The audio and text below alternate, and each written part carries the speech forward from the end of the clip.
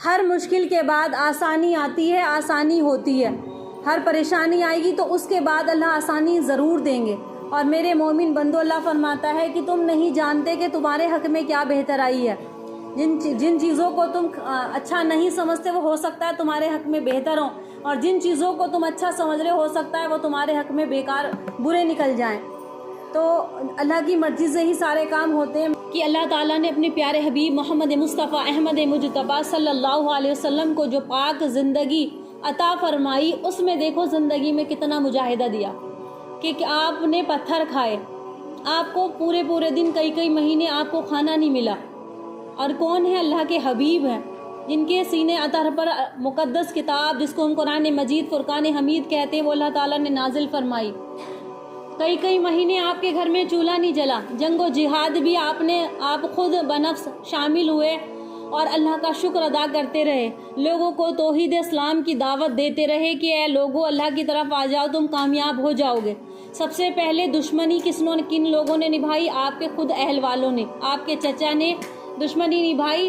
جہاں جاتے تھے آپ تبلیغ کی دعوت دیتے، لیکن لوگ آپ کو پتھر مارتے تھے، لوگ آپ کو برا بھلا کہتے تھے، صبح سے دوپہر ہو جایا کرتی تھی، اور آپ تبلیغ کی دعوت دیتے تھے، بازاروں میں جاتے، لوگوں کو دین کی طرف لے کر آتے، لوگ آپ پر پتھر برساتے تھے۔ پتہ ہے نا کہ آزمائش، مجاہدہ، آپ چاہتے ہیں تو آپ کو ساری سلطنت، ساری چیزیں مل سکتی تھی، لیکن آپ نے بادشاہی نہیں مانگی، آپ نے فقراء اور فقیری کی زندگی مانگی کہ میں اسی میں ہی نبوت کروں گا۔ اللہ تمام انبیاء آئے، شروع میں آپ انبیاؤں کے حالات ایسی رہے، لیکن بعد میں اللہ تعالیٰ نے بڑی فراوانی دی۔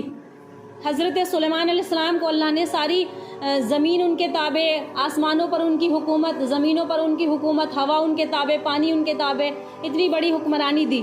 چاہتے تو اللہ کے حبیب سب سے زیادہ اسی طرح کی بادشاہت عطا اللہ تعالیٰ آپ کو دلا۔ کے حبیب نے کیا مانگا کہ اللہ ایک وقت میں کھاؤں تو اور ایک وقت تیرا شکر ادا کروں، میں ایک وقت اگر بھوکا رہوں تو اس وقت میں تجھ سے مانگوں، اور جب میں کھا لوں ایک دن تو میں تیرا شکر ادا کروں۔ تو اللہ کے حبیب جیسی پیاری زندگی پر ہی ہمیں عمل کرنا ہے۔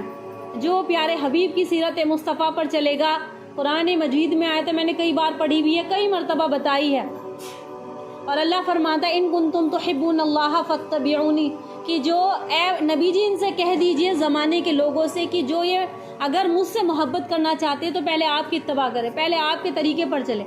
اگر یہ آپ کے طریقے پر چلیں گے، ہم کتنے ہی سجدے کر لیں، لمبی نمازیں پڑھ لیں، اللہ چاہے تو جسے معاف کر دے، لیکن اگر طریقہ زندگی کا سیرت مصطفیٰ سے بدلا ہوا ہوگا تو اس میں ہماری کبھی بھی پکڑ ہو سکتی ہے، اس میں کامیابی نہیں ملے گی۔ دولت بے شک بہت ملے گی، دولت تو اللہ نے فرعون، قارون، بادشاہوں کو بھی دی، بے شک دولت مل گئی، لیکن زندگیوں میں برکت اللہ ختم کر دے گا۔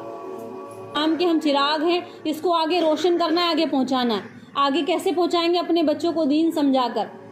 اس سے پہلے کہ ہمارے گھروں سے دین چلا جائے تو مائیں بہت اہم رول ادا کر سکتی ہیں اس مقام پر اپنے بچوں کو لانے کے لیے۔ اپنے بچوں کو دین سمجھاؤ، نوجوان نسلوں کو، لڑکا لڑکی، بیٹا بیٹی، ان کو دین کی تعلیم سے جوڑو، قرآن کی تعلیم سے جوڑو، قرآن کا ترجمہ سمجھانے کی کوشش کرو۔ جب قرآن کا ترجمہ سمجھیں گے تو وہ خود بخود ساری چیزیں ان کے اندر آئیں گی۔